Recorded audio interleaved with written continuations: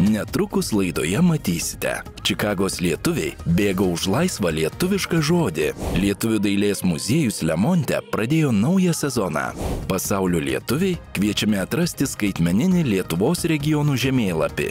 Nuo skaudžių nuostolių iki malonios pažinties su muzikaliaja tautiete Ugne. Televizijos misija Barselonoje tęsiasi.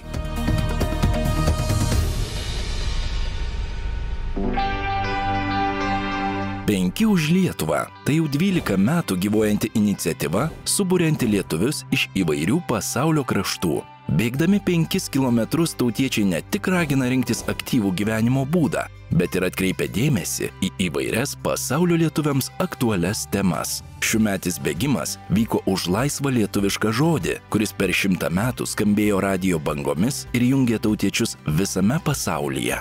Gražios iniciatyvos nepraleido Čikagos lietuvių bėgimo klubo nariai ir Lietuvos generalinio konsulato Čikagoje darbuotojai kvietė šiame mieste ir jo apylinkėse gyvenančius lietuvius susitikti Mičigano ežero pakrantėje ir kartu prabėgti 5 kilometrus.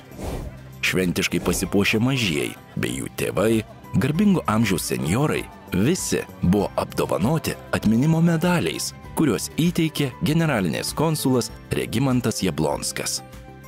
5 už Lietuvą bėgime dalyvavo neseniai įsikūrusio Čikagos lietuvių šiaurietiško ėjimo klubo atstovai, o jau kitąmet vykstančios šokių šventės organizatoriai konsului įteikė simbolinį šokių šventės fakilą, kviečiantį tautiečius remti, ruoštis bei dalyvauti viename laukiamiausių 2026 renginių Čikagoje.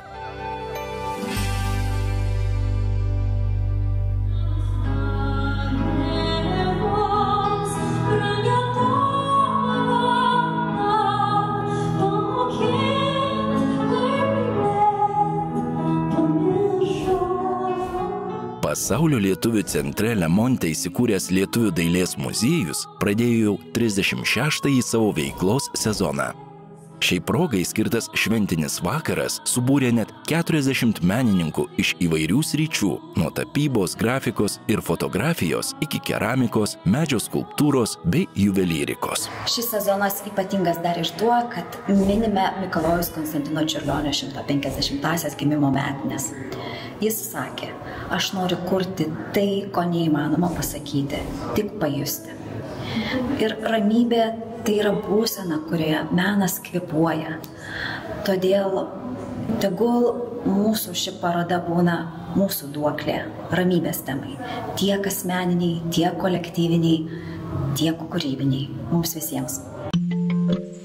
Parodos laureate išrinkta karpinių meno kūrinį pristačiusi Gabrielė Dabašinskaitė. Preciziškai iš popieriaus sukurta jos kompozicija išsiskyrė subtiliomis detalėmis ir simbolika, kurią vertinimo komisija bei žiūrovai įvardijo kaip vieną ryškiausių ekspozicijos akcentų.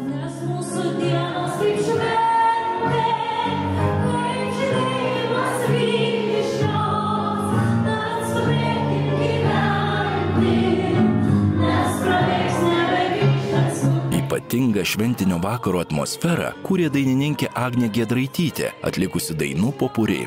Jai akomponavo pianistė Sigutė Mikalauskaitė, kurios interpretacijose suskambo ir Mikalojaus Konstantino Čiurlionio kūriniai.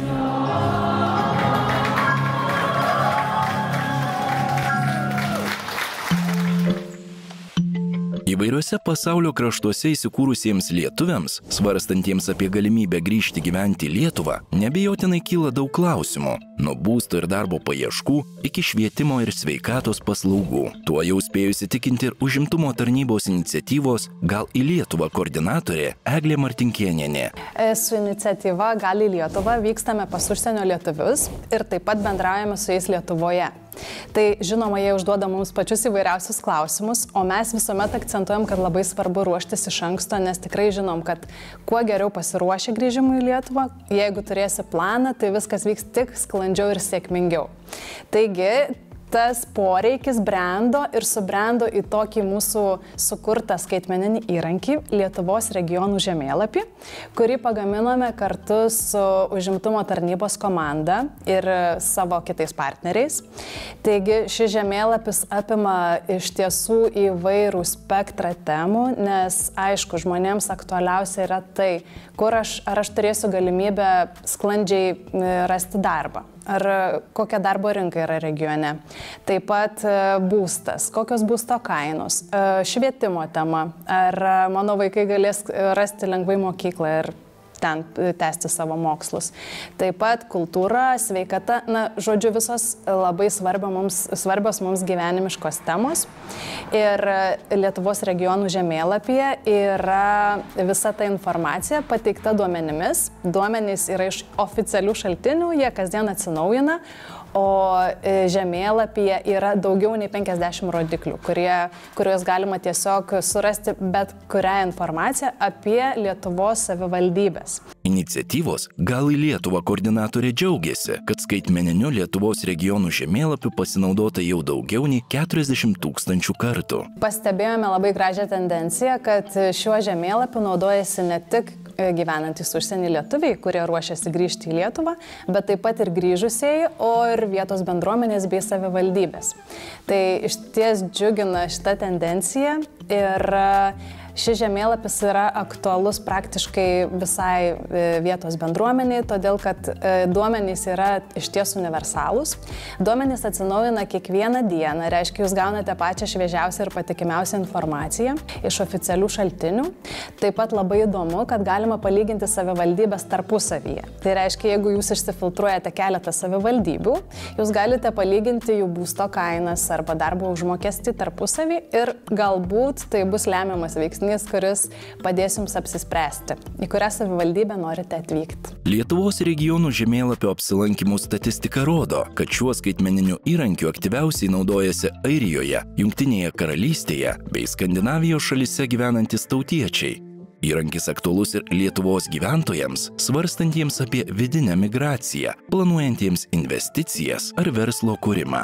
Pasak iniciatyvos Gal į Lietuvą koordinatorės Agnės Skučaitės-Leonavičienės, sklandų grįžimo į Lietuvą planą susidėlioti gali padėti ir kitos lengvai pasiekiamos nemokamos priemonės bei paslaugos.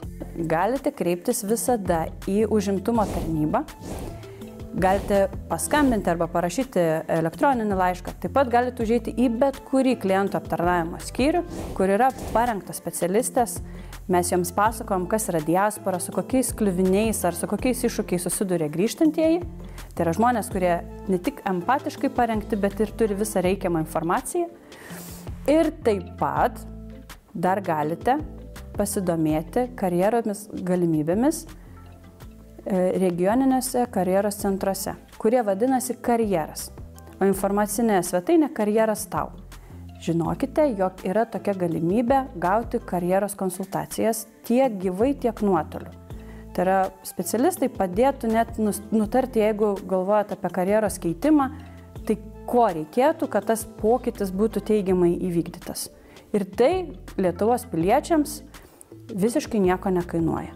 Tai pirmiausia yra ta tinklaveika ir pasinaudokim tuo, ką visos institucijos šiuo metu esam padarę internete, ką esam sukūrę ir tai turėtų padėti. O jeigu kyla klausimų, žinokit, kad visada yra žmonės, kurių ir tiesiogiai galima klausti įvairiausių dalykų.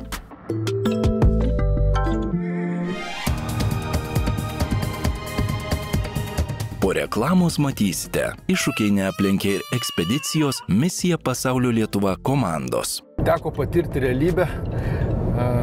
Nebuvome apvogti, kaip išaiškėjo, bet tiesiog patyrėme vandalizmo aktą.